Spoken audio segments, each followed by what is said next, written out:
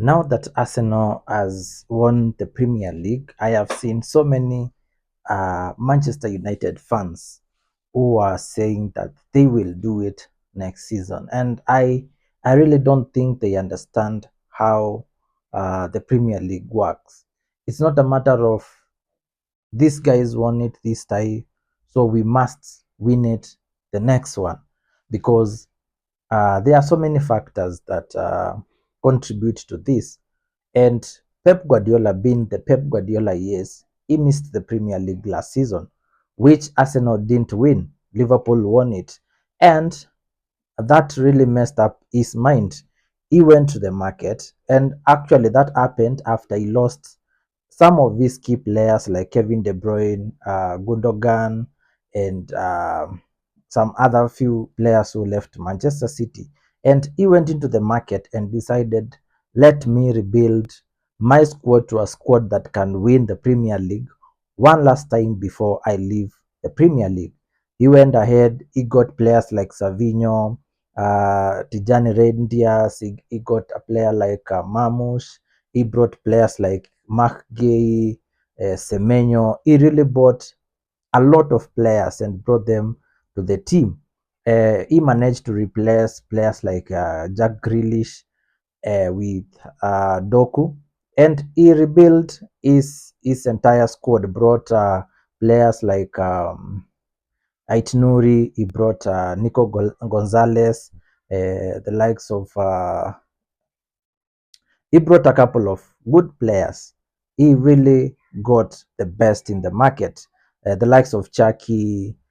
And with all these replacements and the amount of money that Pep used and the quality of players he brought into his team, you would think that Pep will go ahead and win the league comfortably.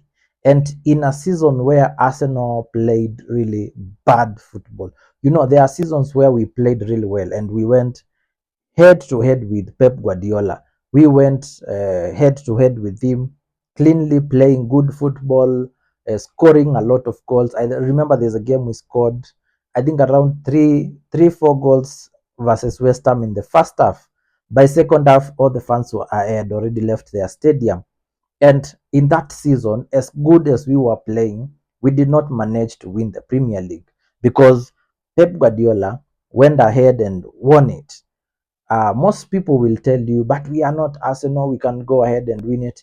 One thing you need to remember is that there is no English or England manager who has ever won the Premier League.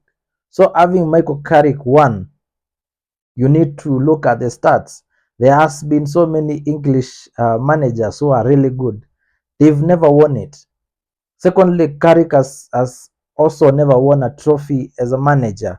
Uh, and I know you'll say Arteta has not even done it.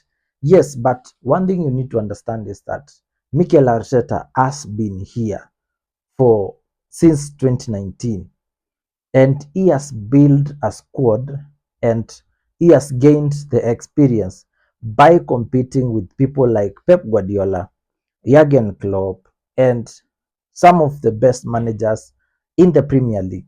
And that is how he has gained the experience that has enabled him to be where he is right now, celebrating a Premier League for the first time. And most of you will think that because Carrick won it as a player, he can win it as a manager, but still, that doesn't work. Wayne Rooney was one of the best players Premier League has ever seen. Yet he has never been a good manager. He has tried, he has failed 1,000 times as a manager. Same applies to players like Vieira, players like Frank Lampard. They were exceptional players, but as managers, they did terribly bad job. And as you know, every time you look at the stats, every manager who was a very good player, they barely make good managers. But players who are average, players who are not on the top level of football, they always end up making the best managers we've seen in football. So, coming down to Manchester United and Carrick, another thing you need to understand is that Manchester United had a very key player. Most of you will say is Bruno Fernandes. Yes, Bruno Fernandes helped Manchester in terms of attack, but they had a key player called Casemiro. Casemiro really organized the Manchester midfield. And one thing that Casemiro brought in this Manchester United team is the courage, the toughness in that midfield.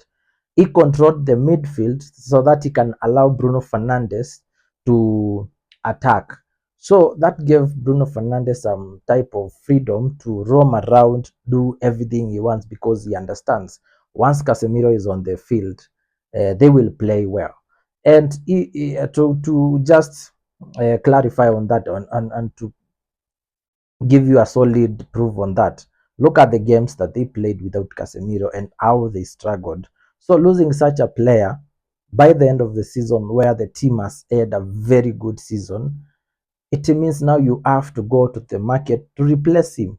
And getting a player of such profile, it's not easy. Casemiro is not a wing. You can get a winger any day, but a player like Casemiro, it's not an easy thing. You can just go out in the market and get a player like Casemiro. So that will be one of the challenges that Manchester United will face to replace Casemiro. And then come next season, Manchester United will be actively in the Premier League, Carabao Cup, FA Cup, and Champions League. And all these games comes with fatigue.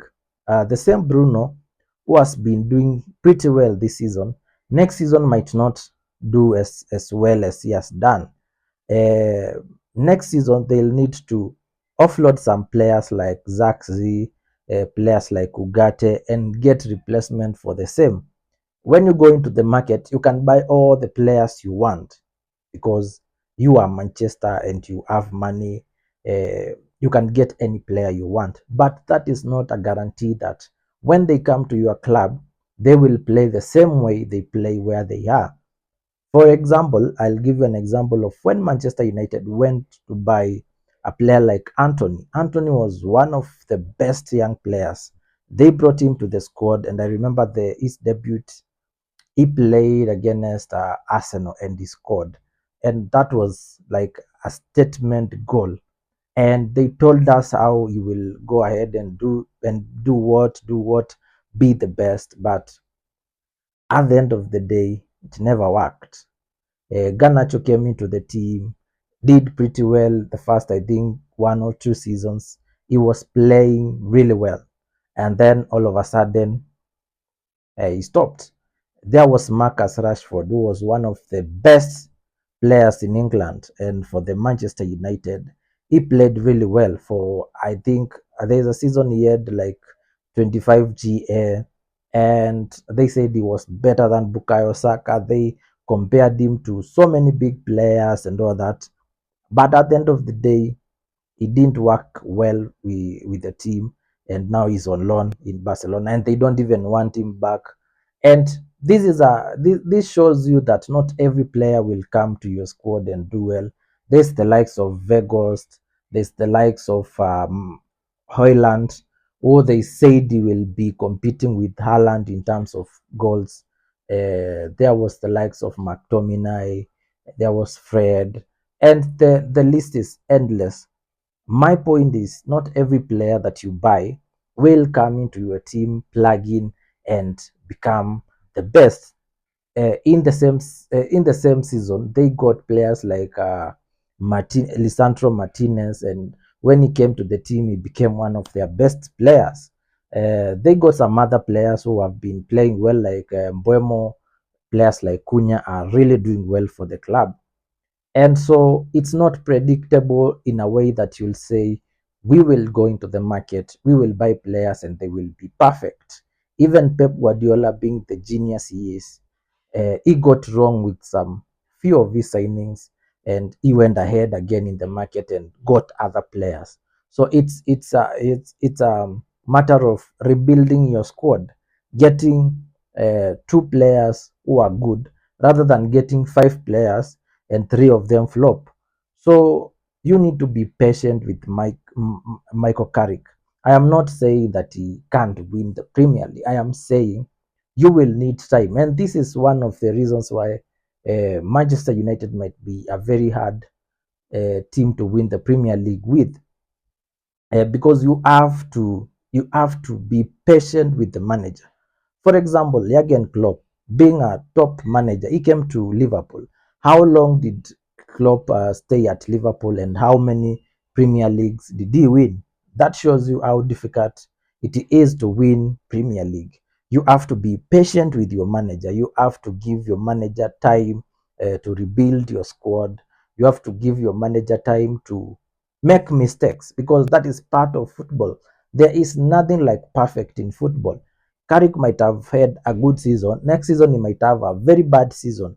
That doesn't make him a bad manager. It only means he needs the team to rally behind him. He needs you guys to be behind him and give him time to understand the players, know which positions is missing players, know which players from the academy can incorporate to the first team. And that is what will take you guys to at least rebuild the squad and get to win the Premier League. But for you to win the Premier League, I'd say it would take you 3 to 5 years for you to be able to say now we can compete an entire season, because it's a lot of games, comes with injuries, comes with red cards that you didn't expect, comes with penalties that you didn't expect. You consider penalty in a game and changes everything.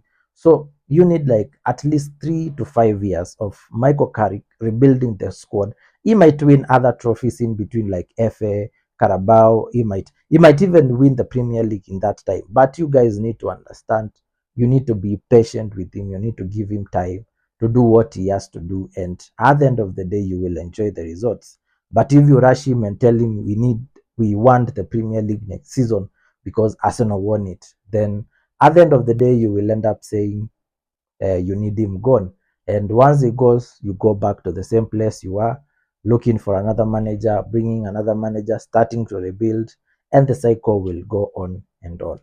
Thank you for watching. Don't forget to subscribe and stay tuned for more.